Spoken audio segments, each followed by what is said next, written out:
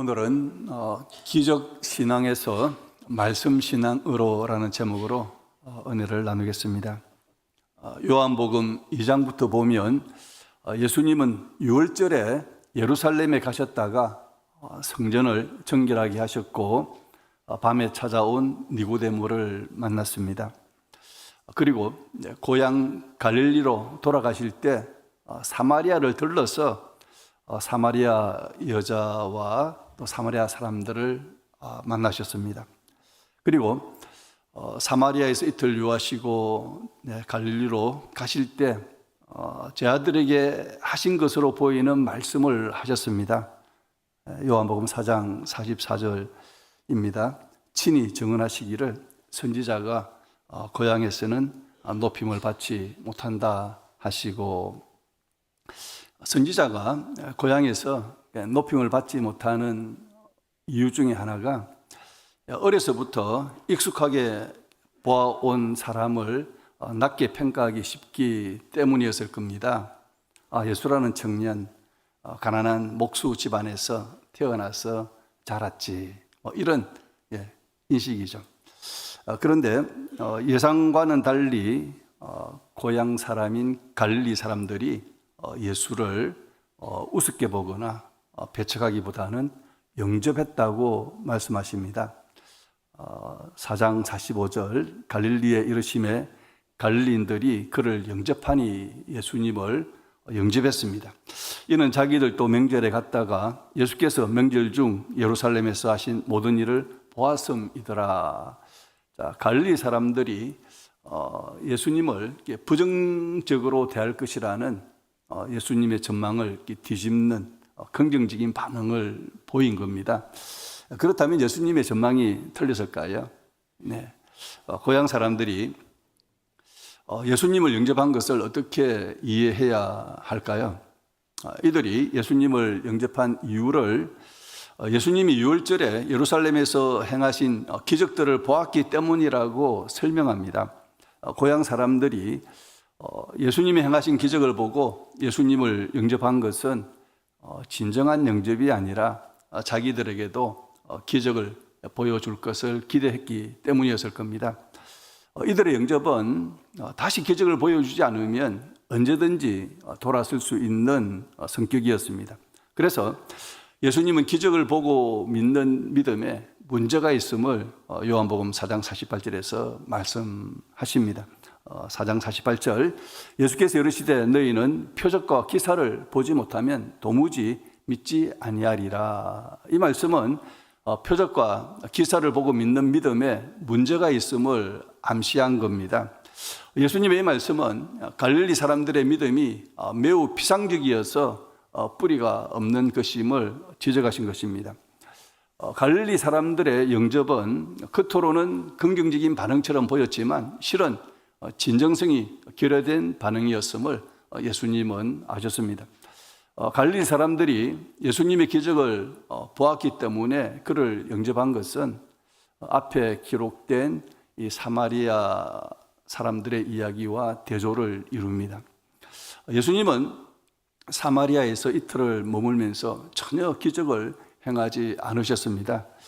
그리고 예수님이 행하신 기적을 이 사마리아 사람들은 직접 보지도 못했고, 또 예수님이 기적을 행하시는 분이라는 소문도 듣지 못했을 가능성이 큽니다. 왜냐하면 유대와 사마리아는 단절이 되어 있는, 마치 남한과 북한이 단절되어서 그쪽에 어떤 일이 일어나는지 잘 모르는 것처럼 유대에서 예수님이 기적을 행하신 그 소식을 풍문이라도 듣지 못했을 가능성이 많죠. 그런데 이 사마리아 사람들은 예수님의 말씀만 듣고 그를 구주로 영접합니다. 요한복음 4장 42절 보시면요, 그 여자에게 말하되, 사마리아 여자입니다, 이제 우리가 사마리아 사람들이 믿는 것은 내 말로 인함이 아니니 이는 우리가 친히 듣고 그가 예수님이 참으로 세상의 구주신 줄 알미라 하였더라. 자, 유대인들에게 철저히 무시를 당했던 사마리아 사람들은 유대인인 예수의 말씀을 듣고 예수님을 구주로 영접했습니다. 그러나 갈릴리 유대인들은 예수님이 행하신 기적을 보고 예수님을 영접했는데 이것은 예수를 구주가 아니라 문제 해결사 정도로 본 것이었습니다. 요한복음은 사마리아 사람들과 갈릴리 사람들이 예수님을 영접한 다른 이유를 대조함으로써 말씀 신앙과 기적 신앙의 차이를 보여주었습니다. 자, 오늘은 기적 신앙과 말씀 신앙이 어떻게 다른지를 살펴보고자 합니다. 예수님은 기적 신앙의 피상성을 지적하시고 우리가 말씀 신앙으로 무장되어야 함을 가나에서 행하신 두 번째 표적을 통해서 보여주셨습니다. 자, 가버나움에서 왕의 신하가 가버나움에서 가나로 오게 되죠.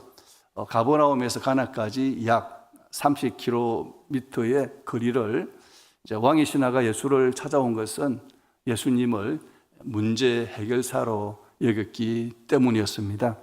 4장 47절 보시면요, 그가 예수께서 유대로부터 갈릴리로 오셨다는 것을 듣고 가서 청하되 가버나움에서 가나까지 30km 먼 거리를 간 겁니다. 내려오셔서 내 아들의 병을 고쳐 주소서 하니 그가 거의 죽게 되었음이라. 자, 예수님은 왕의 신하가 자기를 찾아온 동기가 문제 해결인 것임을 아셨죠. 죽어가는 아들을 살려달라는 문제 해결이었습니다. 자, 왕의 신하는 예수님께서 죽어가는 자기 아들을 살리는 기적을 기대하고 예수님을 찾아온 것이었습니다. 예루살렘에서 행한 기적을 자기 아들에게도 행해달라는 거죠. 예수님은 기적신앙으로 찾아온 왕의 신하를 말씀신앙의 사람으로 바꾸어 주시기를 원하셨습니다.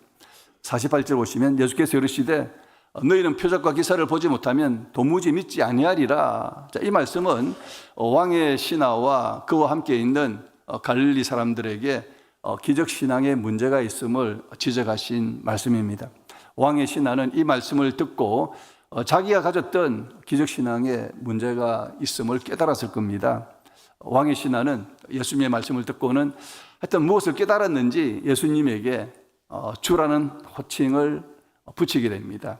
이전에는 주라는 호칭을 사용하지 않았는데 이제 예수님 말씀을 듣고 주라고 부르죠. 49절 보시면 신하가 이르되 주여, 내 아이가 죽기 전에 내려오셔서.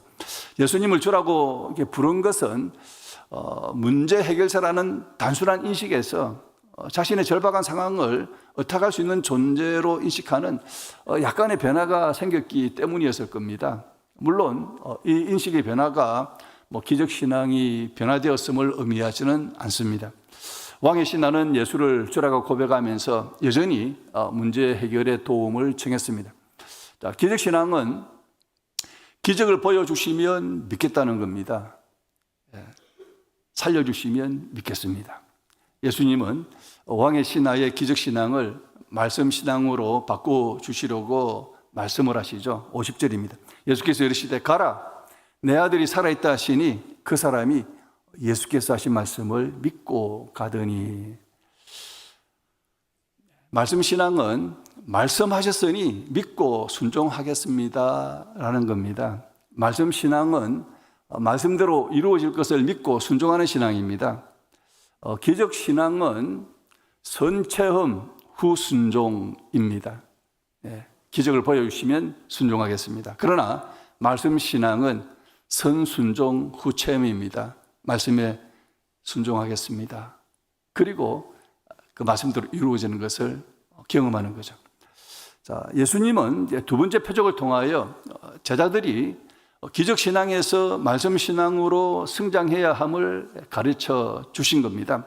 자, 요한복음이 기적을 미라클, 기적을 표적이라고 기록한 의도는 분명합니다.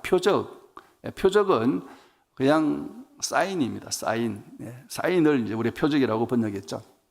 자, 눈에 펼쳐진 기적 자체만 보지 말고 그 기적이 가리키는 영적 진리를 보라는 겁니다. 그런 의미에서 표적이라는 단어를 사용한 겁니다. 우리는 두 번째 표적을 통하여 예수님이 놀라운 능력을 지니신 신적인 존재라는 영적 진리를 보아야 됩니다. 그리고 놓쳐서는 안 될 또 중요한 이 영적 진리는 말씀 신앙, 곧 예수님의 말씀을 듣고 믿음으로 순종하는 삶의 중요성입니다. 요한복음은 예수님이 행하신 수많은 기적 중에 7가지 기적을 선택하여 기록하면서 표적이라는 단어를 사용했습니다. 이것은 기적 자체만 보지 말고 기적이 가리키는 의미를 놓치지 말라는 뜻입니다. 예수님의 기적은 표적으로 그 의미를 깨닫게 하는데 소중한 역할을 합니다. 우리는 예수님이 기적신앙을 부정하신 것이 아니라는 것을 알아야 합니다. 예수님은 그의 신성을 드러내시기 위하여 수많은 기적을 행하셨습니다. 예수님의 기적은 사람들을 예수님에게로 이끄는 역할을 했습니다. 기적은 예수님의 신성과 메시아의 심을 입증하여 사람들을 믿음과 영생으로 인도하는 이정표 역할을 하는 점에서 긍정적입니다.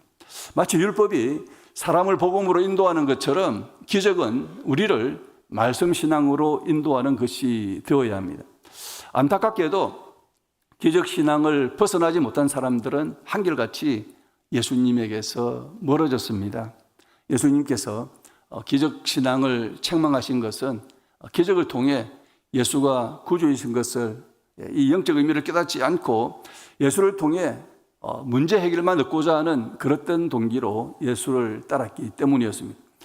기적신앙을 소유한 자들은 예수님의 말씀이 명령하는 순종에 직면할 때 그것을 어렵게 여기고 말씀을 떠나기 마련입니다.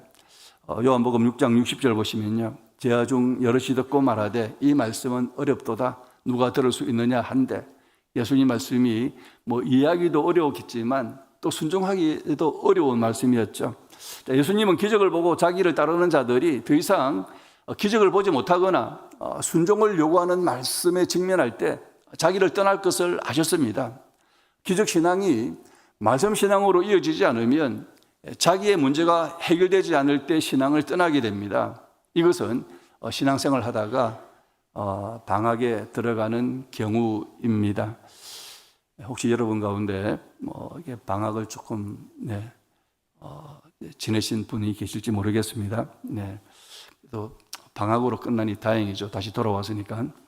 요한복음 2장 23절, 24절 보시면요, 6월절에 예수님께서 예루살렘에 계시니 많은 사람이 그의 행하시는 표적을 보고 그의 이름을 믿었으나, 예수님을 믿었으나 예수는 그의 몸을 그들에게 의탁하지 아니하셨으니 이는 친히 모든 사람을 아심이요.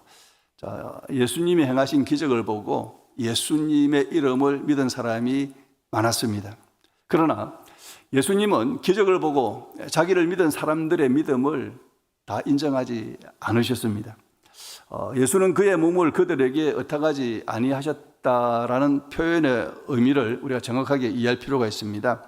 의탁하다라고 번역된 헬라어는 믿다라는 단어, 헬라어로는 피스티우인데요, 믿다라는 동일한 단어입니다. 믿다, 의탁하다. 그래서 우리가 진정으로 믿는다는 것은 의탁하는 것을 말하죠. 믿고 의탁하지 않는 것, 이건 진정한 믿음이 아니죠. 그래서 진정으로 믿는다는 것은 의탁하는 것, 나를 맡기는 것을 말합니다. 예수님이 행하신 기적을 보고 사람들은 예수님을 믿었으나 예수님은 그들을 의탁하지 않았다, 믿지 않았다는 뜻의 말씀입니다. 왜 그랬을까요? 예수님은 기적을 보고 믿는 신앙의 진정성이 결여된 것을 아셨기 때문입니다.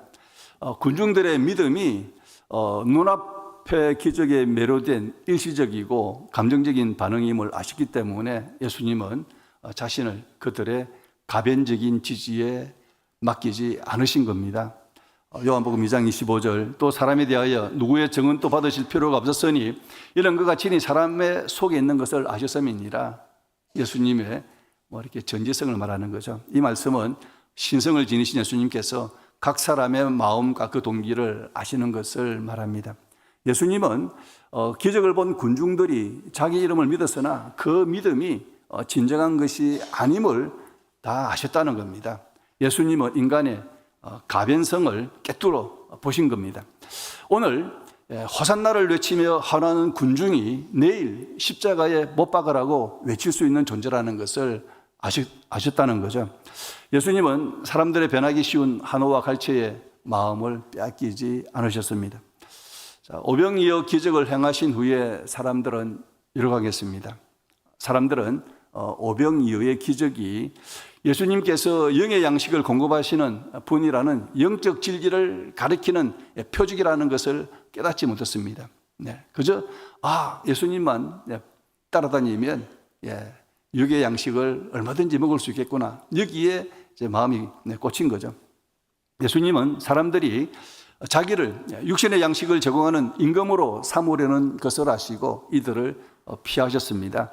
요한복음 6장 15절. 그러므로 예수께서 그들이 와서 자기를 억지로 붙들어 임금으로 삼으려는 줄을 아시고 다시 혼자 산으로 떠나가시니라. 그들을 피하셨다는 겁니다. 예수님은 사람들이 이기적인 동기로 보내는 박수갈채에 휘둘리지 않으시고 오직 하나님의 뜻에만 자신을 의탁하셨습니다.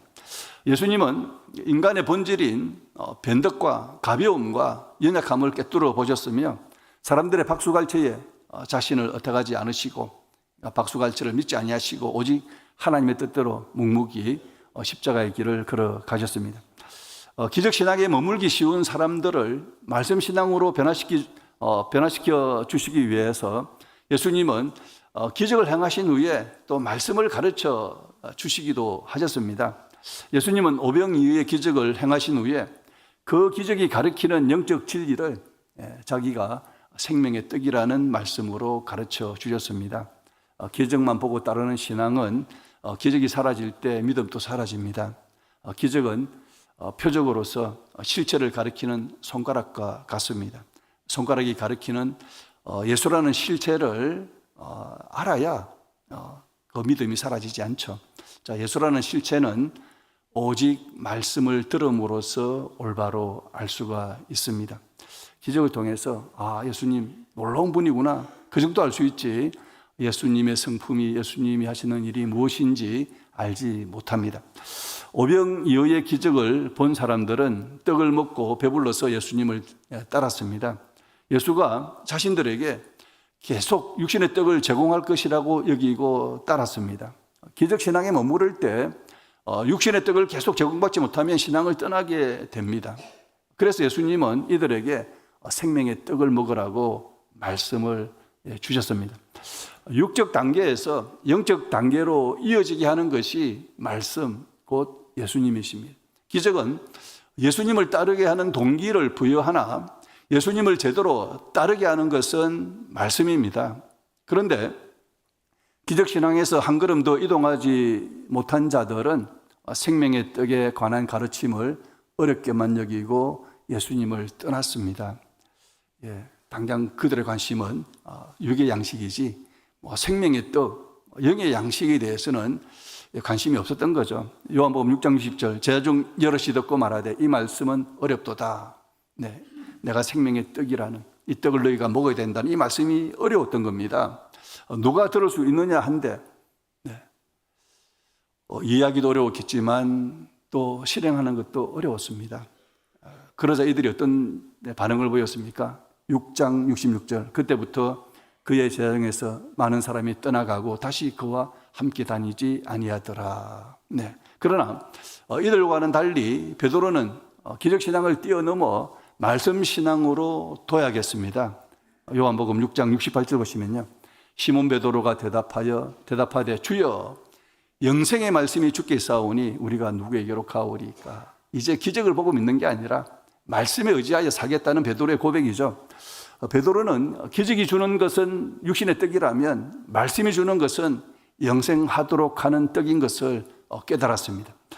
기적은 사람들을 예수께로 인도하는 데까지의 소중한 역할을 하지만 예수님을 믿게 하는 것은 말씀입니다.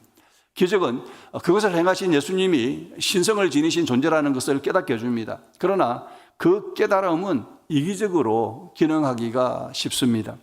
예수님을 언제나 나의 문제를 해결해 주는 해결사로만 여기게 될 위험이 큽니다. 우리가 이럴 때 있죠. 항상 어려운 문제가 생기면 그때서야 비로소 예수님을 찾는 겁니다. 이렇게. 우리는 예수님을 어떻게 바라보고 있습니까? 나의 경제적인 어려움을 해결해 주는 존재로, 나의 병을 고쳐주는 존재로, 나의 각종 문제를 해결해 주는 존재로만 여기지 않습니까? 나의 기도를 들어주지 않으면 삐끼지 않습니까? 그러다가 신앙생활에 방학을 선언하지 않으십니까? 기적신앙은 우리를 구원받는 믿음으로 이끌어주지 못하는 한계가 있습니다. 기적은 예수님의 전능하심을 깨닫게 하나 인간 내면의 죄성을 깨닫게 하지는 못합니다. 기적은 예수님의 강하심과 대조되는 인간의 연약함까지는 깨닫게 할 수 있으나 인간이 용서받아야 할 죄인임을 깨닫게 하지는 못합니다. 기적 앞에 예수님의 능력을 감탄할 수는 있어도 내가 저로 말미암아 죽어야 할 존재인 것을 고백하게 하지는 못합니다. 우리가 죄인임을 깨닫게 하는 것은 하나님의 거룩한 말씀입니다. 우리는 완전한 말씀의 빛 앞에 한없이 들어온 죄인임을 깨닫게 됩니다. 예수님이 우리 죄를 위하여 십자가에서 돌아가신 구주인 것을 말씀을 듣지 않으면 깨달을 수가 없습니다. 로마서 10장 17절 그러므로 믿음은 들음에서 나며 들음은 그리스도의 말씀으로 말미암았느니라. 기적을 보는 금으로만 자신의 죄를 회개하고 구주 예수를 믿을 수가 없습니다. 예수를 자기의 문제를 해결해 주는 해결사로만 여길 겁니다. 말씀만이 예수님이 해결사가 아니라 구주인 것을 깨닫게 합니다. 그래서 이 기적신앙의 한계가 여러 가지가 있겠지만 두 가지만 말씀드리면 자신의 죄성을 깨닫게 하지 못하고요. 둘째는 자기 부인과 희생을 권하지 않습니다. 기적신앙의 또 다른 한계는 이기적이라는 겁니다. 기적신앙은 성격상 조건입니다. 조건적입니다. 내 문제를 해결해 주면 믿겠다는 거죠. 기도응답을 해주시면 믿겠다는 겁니다. 기적신앙은 달라고 하는 신앙이지 보여달라고 하는 신앙이지 자기를 헌신하는 신앙은 아닙니다. 그러나 말씀은 우리가 자기 부인하도록 요구하십니다. 기적은 예수님의 놀라운 능력 앞에 감탄하게 만들어도 우리를 자기 부인하는 자로 만들지 못합니다. 기적은 항상 이기적이고 조건적입니다. 내가 원하는 것을 내 필요와 기대를 채워주면 믿겠다는 거죠. 기적은 나의 소원과 필요와 기대를 강화하기 쉽습니다. 그러나 내가 하나님 나라를 위하여 헌신하고 희생하는 것을 요구하지 않습니다. 기적신앙의 한계 두 가지를 살펴봤는데요. 자신의 죄성을 깨닫게 하지 못합니다. 기적은 하나님의 위대한 능력을 보여줄 수 있어도 인간의 전적 타락을 보여주지 못합니다. 저를 회개하고 예수님이 십자가에서 이루신 속량으로 우리의 구조가 되심을 믿게 하지 못하는 겁니다. 둘째는 자기 부인과 희생을 권하지 않습니다. 기적은 예수님을 우리의 소원과 필요와 기대를 해결해 주는 해결사로 보게 하지만 우리를 구원하신 예수님의 뜻에 따라 자기를 부인하고 희생하는 삶을 살게 하지는 못합니다. 기적신앙은 뿌리 없는 신앙에 불과합니다. 기적이 더 이상 없으면 예수님을 떠나게 하는 위험한 신앙입니다. 기도응답이 없으면 예수님을 떠나게 하는 신앙이죠. 자기 부인과 희생을 요구하면 어렵다고 예수님을 떠나게 하는 신앙입니다. 어린 신자는 기적신앙에 잠시 머무를 수 있습니다. 그러나 우리의 신앙은 하나님 말씀에 뿌리를 내려야 합니다. 기적을 보여주면 믿는 신앙이 아니라 말씀을 믿음으로 기적을 경험하는 신앙으로 변화되어야 합니다. 자, 요한복음은 우리가 말씀 신앙으로 성장하도록 의도적으로 기록된 책입니다. 보고 믿는 신앙에서 보지 않고 믿는 신앙으로 자라도록 요한복음은 구성이 되어 있습니다. 여러분이 하나님이라면 일일이 다 보여주어야 믿는 자를 기뻐하겠습니까? 이것저것 다 보여주고 믿는 자 여러분 좋아하시겠습니까? 아니면 보여주지 않아도 하나님을 믿는 자를 기뻐하시겠습니까? 자, 요한복음은 보고 믿으라는 초보적인 신앙에서 출발합니다. 예수님은 사역 초기에 아무것도 알지 못하는 자들에게 와서 보라고 초청하셨습니다. 보고 믿으라는 겁니다. 예수님은 침례 요한의 두 제자인 안드레와 또 한 제자, 또 이 한 제자는 아마 사도 요한으로 여겨집니다. 이 두 사람에게 와서 보라고 초청하셨습니다. 예수님은 가나 혼인잔치에서 물이 포도주로 변하는 기적을 보여주심으로 제 아들을 믿게 하셨습니다. 신앙의 초보자에게는 보여줌으로써 믿게 하는 것이 필요합니다. 자, 요한복음은 보고 믿는 기적신앙에서 그것의 한계를 말씀하시므로 말씀신앙으로 옮겨가야 하는 것을 기록합니다. 요한복음 4장에 기록된 두 번째 표적에서 예수님은 기적신앙의 한계를 지적하심으로 왕의 신화를 기적신앙에서 말씀신앙으로 옮겨가게 하셨습니다. 요한복음 6장에서 오병이의 기적을 본 자들이 생명의 떡에 관한 말씀을 듣고 어렵다고 예수님을 떠난 기록을 통해서 기적신앙의 한계를 보여주면서 말씀신앙으로 옮겨가야 하는 것을 가르쳤습니다. 그리고 요한복음 이제 9장은 이 날 때부터 맹인된 사람의 이야기를 기록하고 있는데 여기에서 말씀신앙의 절정을 보여줍니다. 예수님은 맹인된 사람 앞에서 자신이 세상에 비친 것을 제자들에게 말씀으로 가르쳤습니다. 제자들에게 한 말씀인데 그 옆에 있는 맹인이 맹인이 눈은 없지만 길은 얼마나 밝습니까? 네. 맹인도 예수님의 말씀을 귀담아 들었을 겁니다. 그리고 맹인은 자기에게 실로암 못에 가서 씻으라는 이 말씀을 듣고 이 말씀에 순종하게 되는데 그때 자기의 눈이 밝게 되는 기적을 체험합니다. 말씀을 순종할 때 체험을 하게 되죠. 선순종, 후체험을 경험합니다. 자, 맹인은 예수님의 말씀을 다 이해하지 못했지만 진흙으로 자기 눈을 바르더만 실로암 못에 가서 씻어라. 그게 이해가 되나요? 네. 그러나 그 말씀에 순종했을 때 기적을 체험했습니다. 맹인은 말씀에 순종하여 육신의 눈이 뜨는 기적을 체험할 뿐만 아니라 나중에 예수님을 만나고 예수님의 말씀을 듣고 육의 눈뿐만 아니라 영의 눈도 뜨게 되는 기적을 체험합니다. 정말 이날 육신의 눈을 뜨고 영의 눈도 뜨게 되는 은혜를 체험하죠. 요한복음 9장 37절 38절 예수께서 이르시되 내가 그를 보았거니와 눈뜬 맹인이 그를 예수를 보았다는 겁니다. 지금 너와 말하는 자가 그이니라. 그이니라. 우리 번역은 나름대로 번역을 했는데요. 그이니라고 할 때 이 헬러 단어가 에고에임입니다. 에고에임이. 자, 우리 요한복음에는 7가지 나는 무엇이다. 7가지 에고에임이, 보호가 있는 7가지 에고에이미를 기록하고 있는데요. 보호가 없는 에고에이미가 7번 기록되어 있습니다. 그 중에 하나인데요. 너와 말하는 자가 I am, 여호와다. 지금 내가 여호와라고 예수님께서 말씀하신 겁니다. 그러니까 주여 내가 믿나이다 하고 절하는지라. 절을 왜 했습니까? 그가 하나님인 걸 믿었기 때문에 절한 겁니다. 요한복음 20장은 그리고 이제 요한복음 20장으로 넘어가면요. 우리가 말씀 신앙의 소유자가 되어야 함을 결론적으로 보여주고 있습니다. 부활하신 예수님을 보아야 믿겠다는 도마에게 예수님이 나타나셔서 정말 못자국을 보여주시면서 도마를 책망하시며 하신 말씀이 있죠. 요한복음 20장 29절입니다. 예수께서 이르시되 너는 나를 본 거로 믿느냐? 보지 못하고 믿는 자들은 복되도다 하시니라. 이 말씀은 예수님을 실물로 보지 못했으나 우리들을 두고 말하는 겁니다. 우리는 예수님을 실제 보지 못했습니다. 말씀으로만 아는 거죠. 기록된 말씀만으로 믿을 자들을 우리들을 향하여 복되다고 하신 말씀이죠. 자, 우리의 신앙의 현주소는 어디입니까? 아직도 보여주셔야 믿는 어린 신앙에 머물러 있지는 않습니까? 내 문제를 해결해 주셔야만 하나님에게 감사하는 신앙은 아닌가요? 내 문제가 해결되지 않으면 하나님을 의심하거나 불평하지는 않으십니까? 우리는 왕의 신하가 보여준 말씀 신앙을 배워야 합니다. 말씀 신앙, 간단하게 2가지만 말씀드리면 말씀 신앙은 말씀 그대로를 신뢰하는 신앙입니다.